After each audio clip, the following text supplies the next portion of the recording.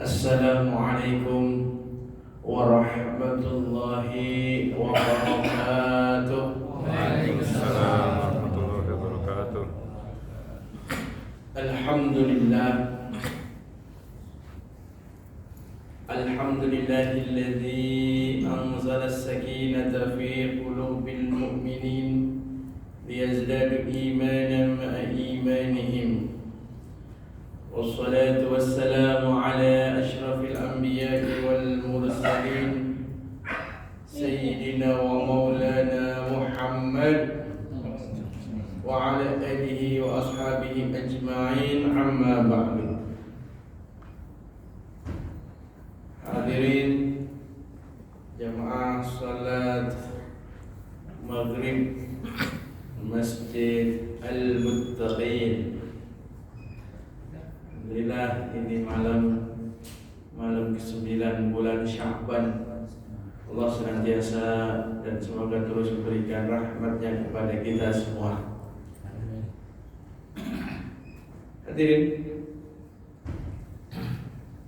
terima kasih telah bisa terus membersamai masjid dengan kegiatan-kegiatan dakwah di akhir zaman ketika masjid mulai ramai, dan ramai pula masjid yang lebih dominan dikagumi daripada dimakmuri, sampai ada masjid yang jadi objek wisata, masjid yang jadi kunjungan karena wahnya,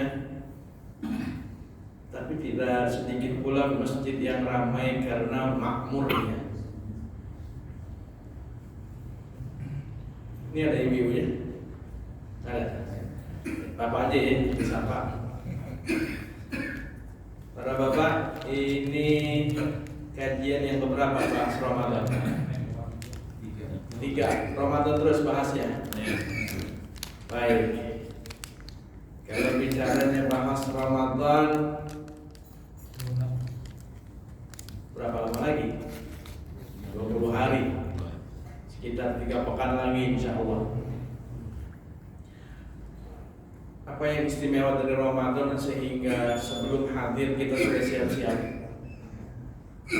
Kita lebih siap Ramadannya apa Lebarannya? Jawaban jujur apa kali kata kawan? Kita lebih siap Ramadannya apa Lebarannya?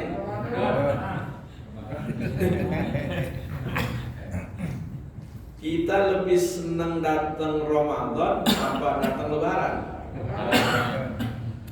Ya, suara terbanyak masih Ramadan. Alhamdulillah. Kalau yang kita harapkan Ramadan, maka begitu datang disambut, begitu masih ada dimanfaatkan. Ini ngaku senang Ramadan, udah Ramadan ke-16 mulai berkurang. Nggak usah ke-16, baru 3 hari itu karpet terpal yang di depan udah digulung lagi. Hari pertama sibuk panitia nyari terpal, kenapa jamaah kurang? Malam terus bertahan 3 hari.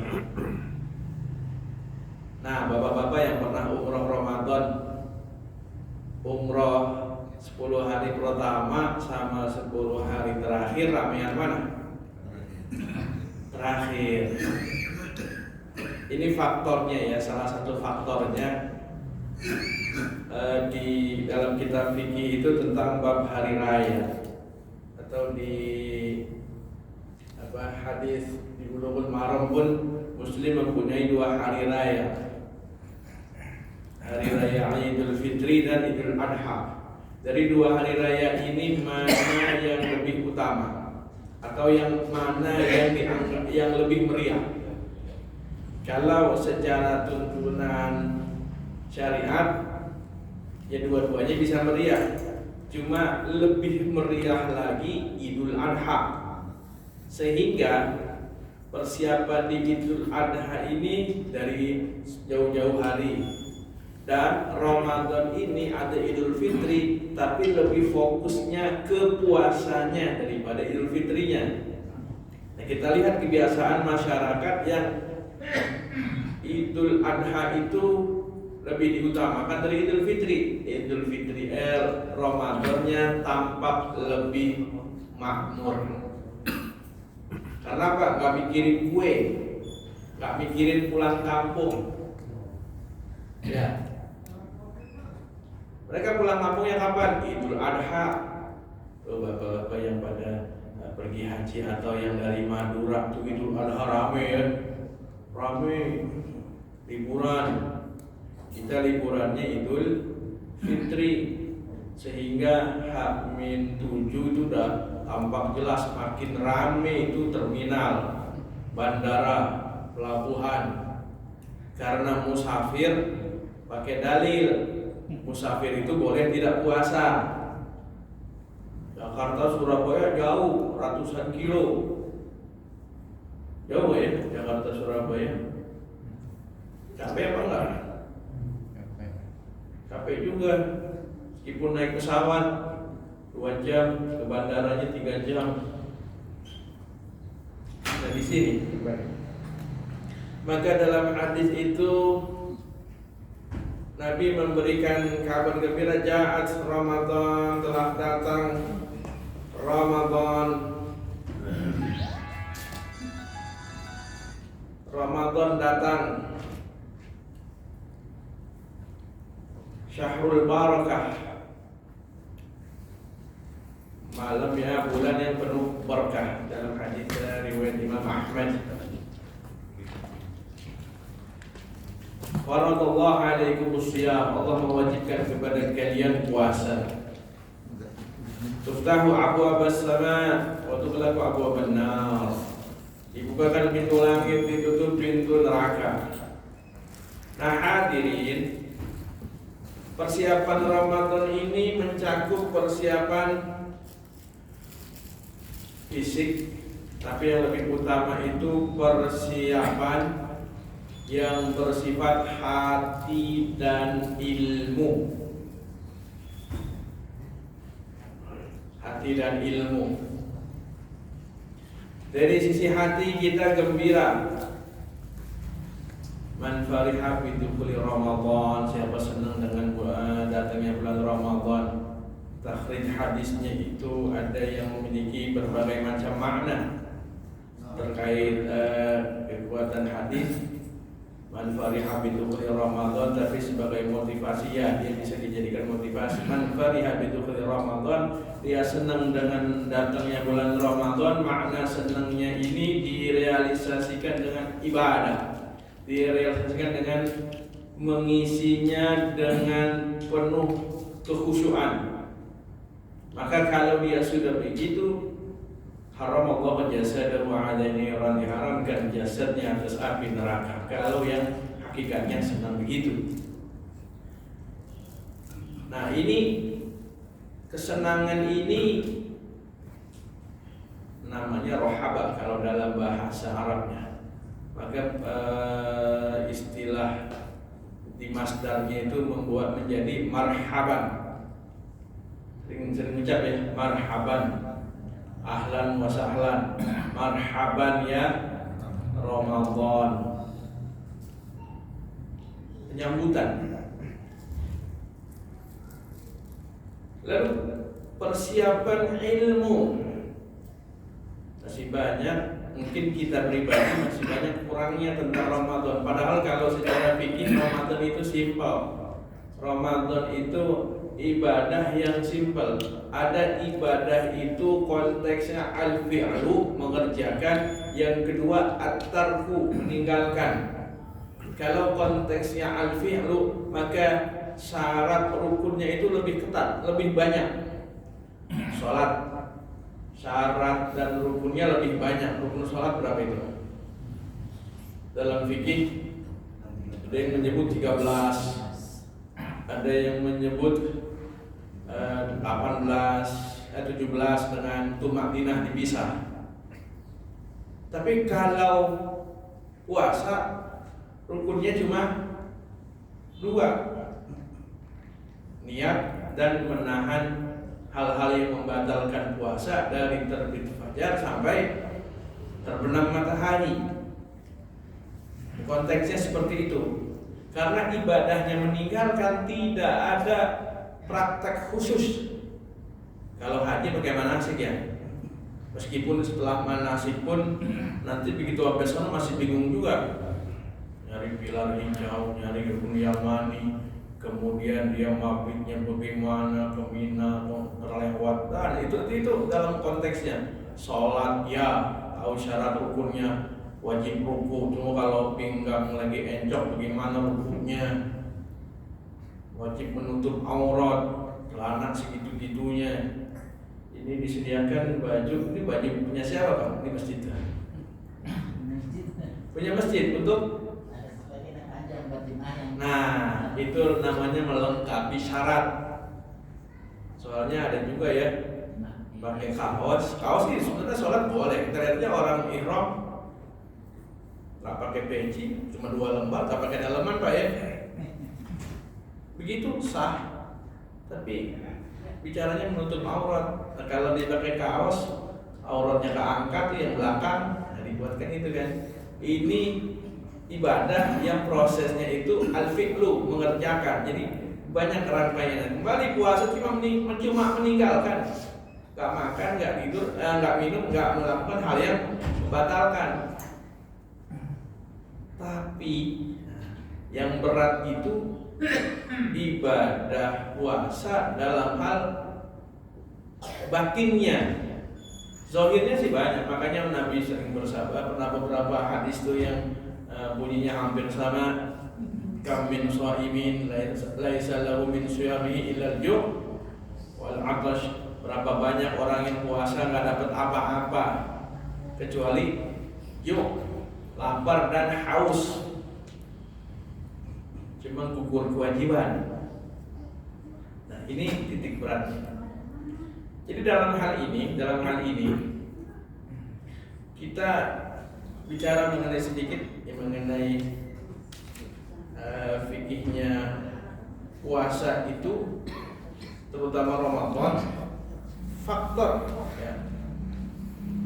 Faktor yang menitik beratkannya itu ialah tentang masuknya Ramadan.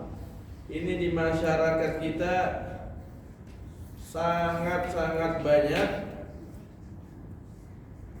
perbedaannya, baik di awal ataupun di akhir.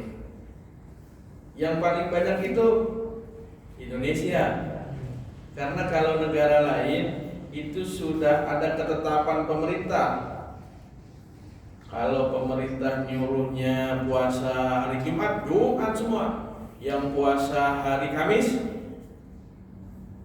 bisa ditegur, bisa dilarang. Kayak masyarakat Indonesia tuh pernah bikin sholat Id yang berbeda dengan pemerintah di Saudi, dibubarin.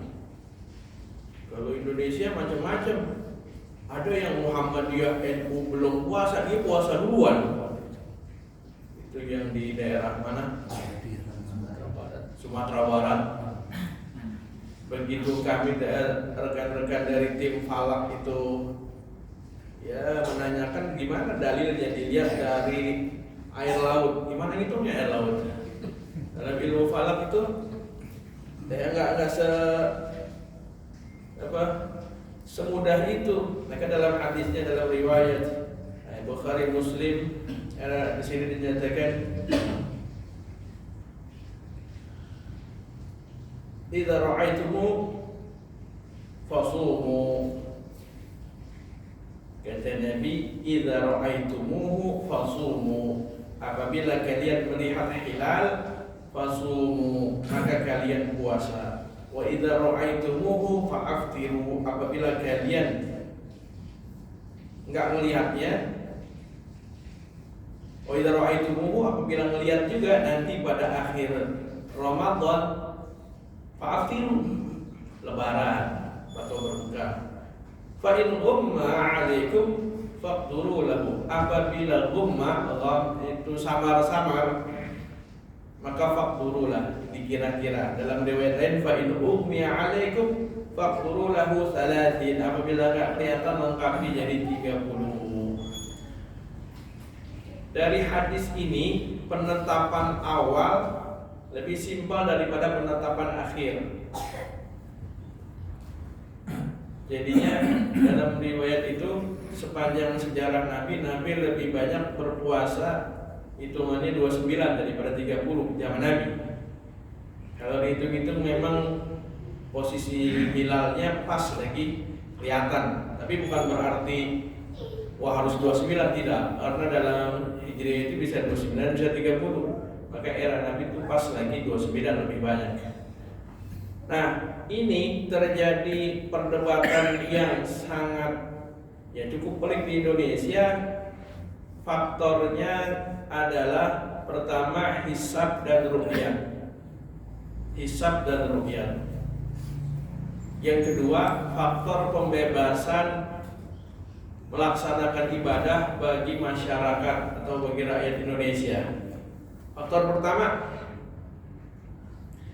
kita masih berdebat mengenai hisab dan ru'yah, karena memang negara tidak punya kendali khusus terkait pelaksanaan ibadah. Maka di Indonesia ini ada plus minusnya. Plusnya itu dakwah bisa siapa saja, melaksanakan agama bebas. Ya, sisi minusnya karena bebas itu jadi sampai kita bingung. Ada juga seperti itu. Nih yang mana sih yang benar?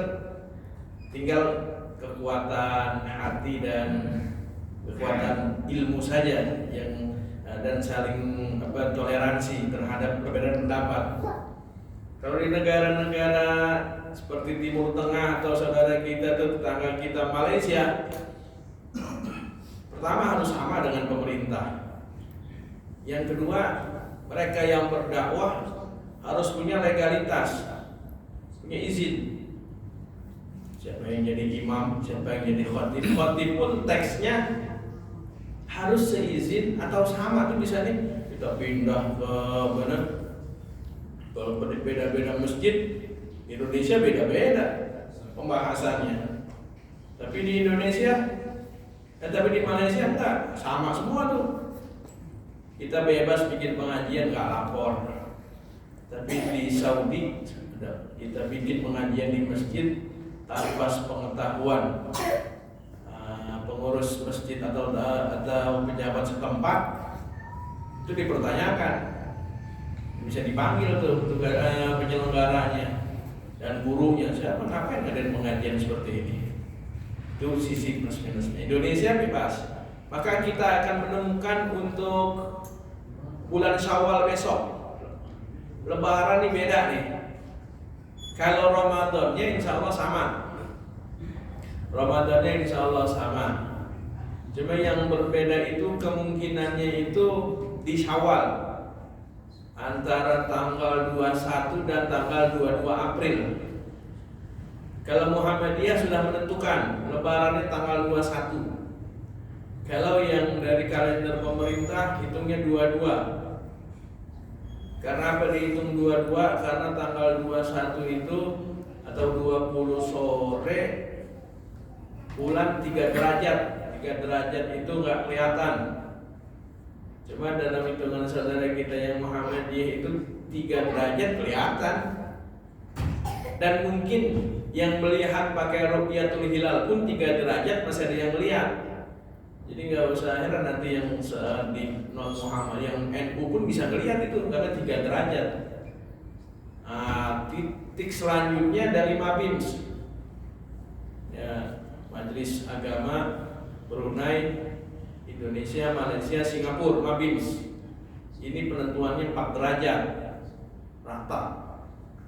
Dengan kondisi itu ya kemungkinan pemerintah ngambilnya tanggal 22. Di sini kita perlu kembali tasamuh, saling menghargai perbedaan itu. Kalau bicara kuat-kuatan dalil, ya susah ketemunya.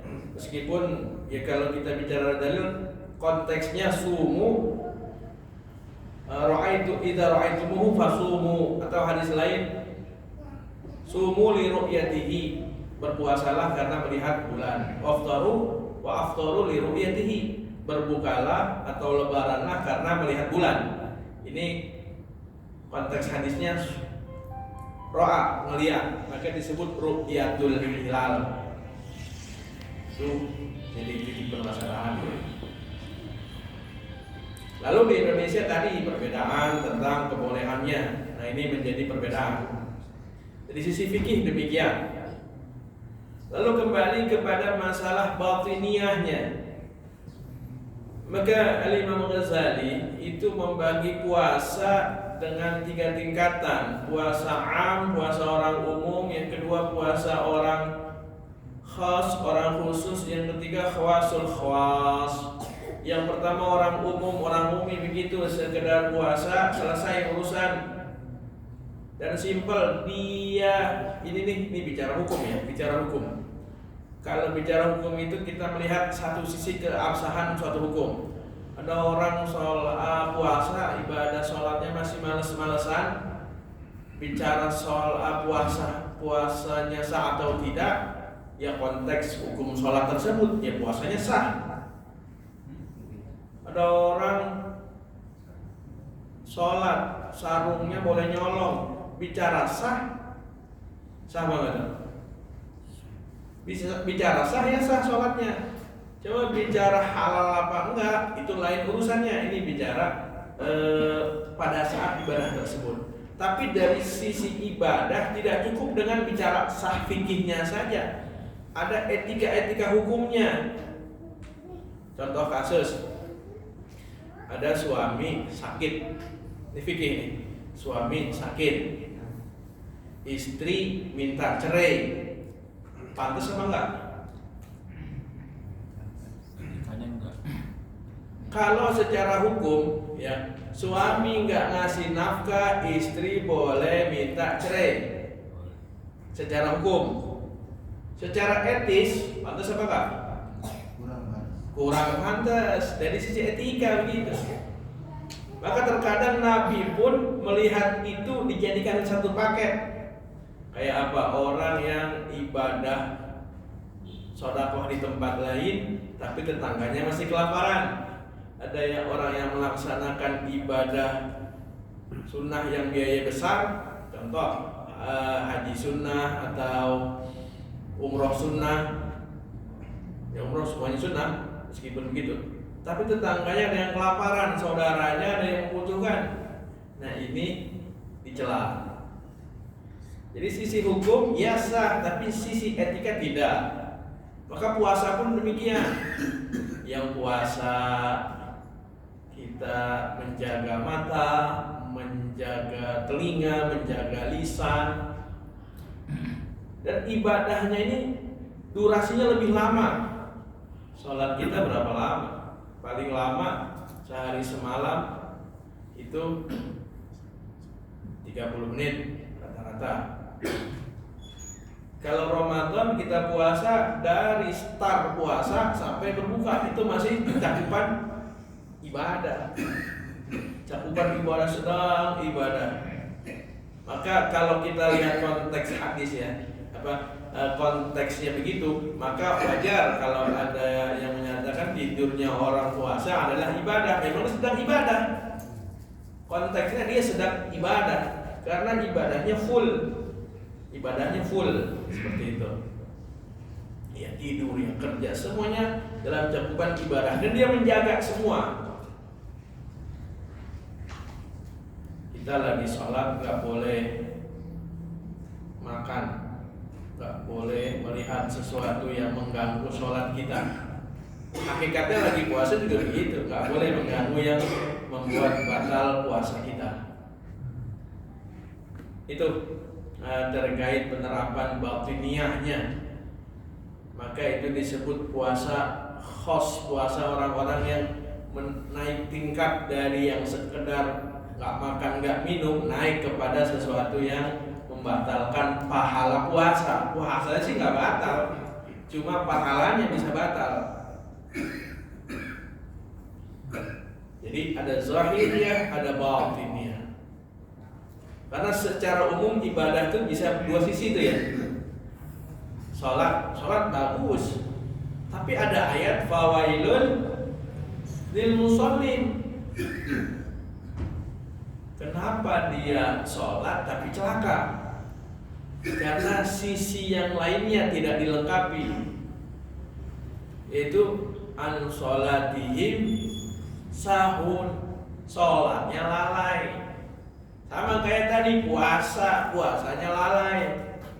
Kan dia nggak makan, nggak minum betul, tapi dia lalai dalam menjaga lisan. Kalau bicara lisan sekarang bukan hanya sekedar lisan, tapi juga tulisan. Karena berapa banyak orang lisannya tidak bicara, tapi tangannya main tulisan itu ya. Berapa banyak orang yang masuk UI gara-gara nge-share berita hoax dan sebagainya.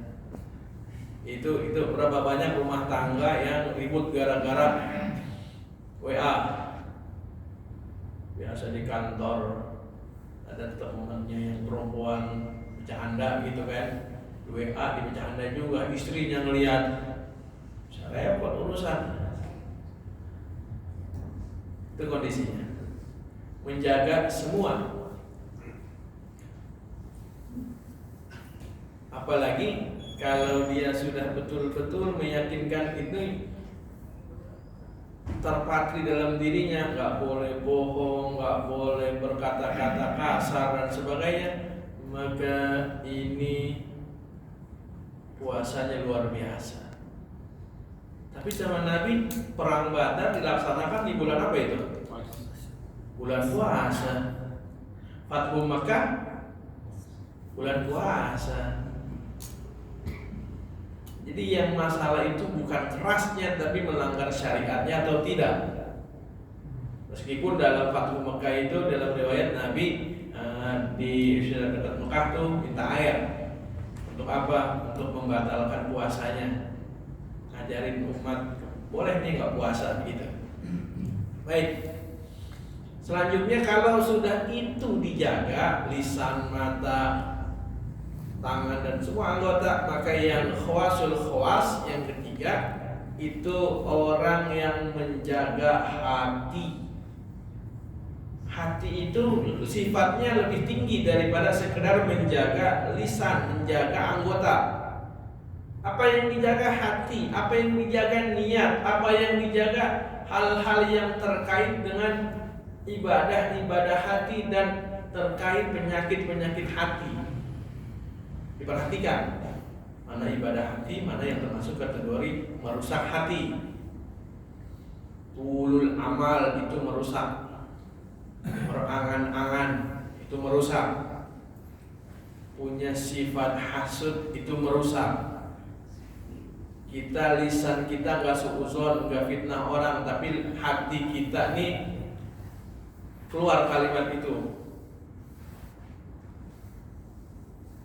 Orang ini amat sholatnya gitu kan, ngomong enggak, tapi terlintas dalam itu gitu. Untuk urusan hati itu nggak bagus. Imam Hasan Basri itu pernah mau berangkat ke masjid, itu ngelihat tukang sol sepatu. Kondisi sudah azan, tukang sol sepatu masih ngesol aja. Hasan Basri ngelihat terlintas dalam hatinya, ya orang udah azan masih ngesol aja, masa kita gitu ya. Malamnya yang biasa tahajud siangan dan ngimpi didatengin tukang sol sepatu. Tukang sol sepatunya bawa daging, dipersilahkan itu daging, dikasih Hasan Basri, katanya silahkan ini makan daging bangkai saya. Kaget dia, terbangun, udah subuh, dan dia ingat namanya ghibah itu seperti makan bangkai saudaranya. Oh iya, saya punya gara-gara gibahin tukang sol sepatu. Seperti itu kondisinya ya. Orang-orang tertentu sangat menjaga hatinya, dan dia menerapkan dua sisi dakwah dan sisi jaga hati. Ada orang nggak sholat, secara sisi dakwah kita ajak, secara sisi hati saya ini ngajak bukan berarti saya udah baik, belum tentu juga. Karena berapa banyak orang yang rajin ibadah, endingnya su'ul khotimah. Ada juga orang yang ahli maksiat, zahirnya begitu mau mati dia tobat, syahadat, masuk surga. Ini saya bukan karena lebih baik, endingnya nanti kita nggak tahu. Cuma ada aturan Allah, aturan Rasulullah untuk ngajak orang ibadah. Ada orang berbuat kemungkaran, bukan berarti dia nanti masuk neraka. Dia perbuatannya ahli neraka, cuma orangnya kita nggak tahu. Ini karena kita sayang. Bukan saya lebih baik daripada Anda, bukan. Cuma ada ketentuan Allah, ketentuan Rasulullah, amar ma'ruf nahi munkar, itu saja. Bukan berarti saya lebih baik. Jadi dua sisi itu yang diterapkan. Jangan satu sisi saja, bahaya. Contoh, Pak, itu ada orang mabok, biarin aja dosa-dosa dia. Kita juga nih yang ibadah, belum tentu ibadah kita diterima. Omongannya pas apa enggak tuh? Kalau hanya di situ, ya salah. Urusan nahi amar ma'ruf nahi munkar harus, tapi urusan menjaga hati pun tetap dijaga. Dua sisi. Dalam hal puasa begitu, ketika dia melaksanakan tugas, namanya sahabat tuh ya, dan zaman Nabi perang Badar, ya puasa, ya perang, Dua sisi yang dijaga. Zahirnya ya melaksanakan kewajiban, batinnya tetap menjaga kesucian batiniahnya. Jadi bukan berarti sudah benar, enggak, cuma ngapain itu orang sholat pakai disuruh-suruh ya. Orang lagi enak-enak makan di warteg pakai ditegur. Ini lain aturan. Saya bukan bicara sebagai saya orang suci. Nah itu dia, itu konteks yang dikaitkan. Maka orang yang puasa, yang khawas menjaga dua kondisi itu, kondisi zahir dan kondisi batin yang dijaga. Oke para bapak ibu sekalian, ini kita puasa, udah ngalamin puasa berapa tahun? Yang dari kecil puasa, ya ada yang baru latihan puasa, ya nggak apa-apa lah, itu lebih bagus. Jangan disindir, dia mungkin baru belajar puasa, begitu buka, nggak apa-apa, itu seperti kayak gitu nggak masalah ya, nggak masalah. Malah lebih bagus saya di Jakarta Barat itu menganjurkan masjid-masjid memang punya kegiatan belajar membaca Al-Quran buat ya orang-orang yang usianya sudah 50 tahun ke atas. Apa istilahnya itu? Kalau lansia hitungan Kemenak 65. Maka kemarin yang pergi haji 65 ke atas nggak boleh. Tapi yang ber-50 masih boleh hitungannya. Tapi saudara-saudara kita yang umur 50 dia belajar ngaji, ya bagus. Maka di seminar diterapkan tuh umur 50 suruh ajarin ngaji. Kadang dia malu kalau dia ngaji sendiri, nggak ada gurunya, atau manggil guru satu ya waktunya lebih lama. Udah kumpul aja kumpul. Mungkin banyak juga, dan kabarnya di Al-Muttaqin begitu juga ya. Alhamdulillah ngaji ikro, bapak-bapak apa-apa bagus. Bapak-bapak ngaji ikro apa-apa, daripada dia pede bisa ngaji, begitu suruh baca bingung. Nggak ada baik belajar. Yang puasa, yang ibadah begitu juga. Nah kembali, di antara kita ada yang puasanya sudah bertahun-tahun. Ya kalau begitu-begitu saja, apa yang kita tingkatkan? Maka ibadah ini nilainya bertambah itu dari sisi hati. Sholat kita 10 tahun yang lalu dengan sholat kita sekarang, kalau bicara mengenai zahir sama aja. Tahiyatnya begitu bacaannya. Iftitah, ruku, sujud bacaannya sama. Yang membedakan itu tentang kualitas. Ya, puasa kita kualitasnya beda. Itu dari sisi kualitas. Ya, itu dari sisi kualitas. Maka kalau bicara ibadah, Nabi bilang kualitas hati, imannya Abu Bakar kalau dibagikan atau dibandingkan dengan seluruh penghuni bumi, manusia penghuni bumi, masih tinggi Imam Abu Bakar. Berarti apa tuh? Kualitas. Bicara zahir sama. Kita sholat ini satu sof ini, satu musola, satu masjid sama semua sholatnya. Rukunya ya begitu, sujudnya begitu. Secara zahir ya mungkin bedanya sedikit lah. Ada yang bacaan Qur'annya lebih fasih, ada yang sekedar tajwidnya tapi dia suaranya atau nadanya sandar. Itu zahir. Tapi lebih menentukan itu batinnya. Batinnya.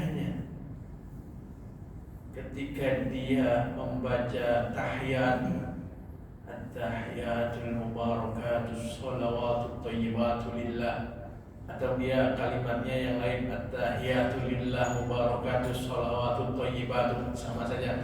Tapi ketika dia baca itu, dia terkenang peristiwa Isra Mi'raj ketika Nabi sampai Sidratul Muntaha, itu yang dibaca ketika menghadap Allah. Dan salam dari Allah kepada Nabi, assalamu alayka ayyuhan nabiyyu wa rahmatullahi wa barakatuh. Itu salam yang disampaikan Allah kepada Rasulullah. Dan itu pula salam yang kita baca kalau kita melintas atau berziarah ke makam Rasulullah. Itu yang membedakan. Rasa itu ada, ini yang dengan penuh rasa khusyuk, seolah-olah sedang menghadap Allah, seolah-olah sedang diperhatikan Allah. Begitu dia salam assalamualaikum, seolah-olah sedang memberikan salam kepada Rasulullah. Perasaan itu yang membedakan. Puasa demikian, dia betul-betul menjaga lisannya. Meskipun kadang ujian orang puasa ya emosi, pengen marah. Bapak-bapak yang kerja kalau sore puasa macetnya sama nggak hari biasa? Lebih macet kan? Pengen buru-buru sampai rumah. Ya Allah, kalau nggak sabar-sabar ngomel mulu kita udah anteng lampu merah yang ngelonong. Itu ujian kesabaran. Ujian kesabaran, apalagi udah dekat-dekat Lebaran, itu ujian kesabaran. THR belum cair, ada yang memang ya bukan bekerja ya nggak dapat THR, kerjanya ya serabutan. Gimana dapat THR? Kita dagang, kalau orang dagang yang ngasih THR siapa? Ya paling THR dapat umpama dari Bos Prigo, kasih sarung. Mereknya bukan gajah duduk lagi, gajah diri. Yang kayaknya agak laku. Ya sudahlah, kita rezekinya. Pikiran itu kesabaran diuji. Ada yang cerita langsung kepada kami itu, keluhan seperti itu. Boleh nggak sih kita punya perasaan takut dengan Syawal, karena itu kondisinya begitu udah dekat Lebaran ya ini itu. Sebenarnya yang dirubah perasaannya dan kondisi masyarakat itu yang jadi titik beratnya itu kondisi masyarakat. Merubahnya itu memang butuh kesabaran ekstra. Butuh kesabaran ekstra. Biasa mewah, kemudian biasa saja. Sebenarnya biasa makan biasa aja atau baju biasanya itu nggak masalah. Begitu ketemu orang masalahnya nambah. Ada yang kata, nah itu, alhamdulillah sudah masuk waktu Isya. Kalau memang nanti ada sesi tanya jawab boleh dilanjut di waktu Ba'da Isya. Dan saya mohon maaf apabila ada kekurangan atau mungkin di sini masjid ini yang sedikit berbeda. Mohon maaf. Kita tutup dengan doa kafaratul majlis. Subhanallahumma wa bihamdika asyhadu an la ilaha illa anta astaghfiruka wa atubu ilaik. Assalamualaikum warahmatullahi wabarakatuh. Waalaikumsalam.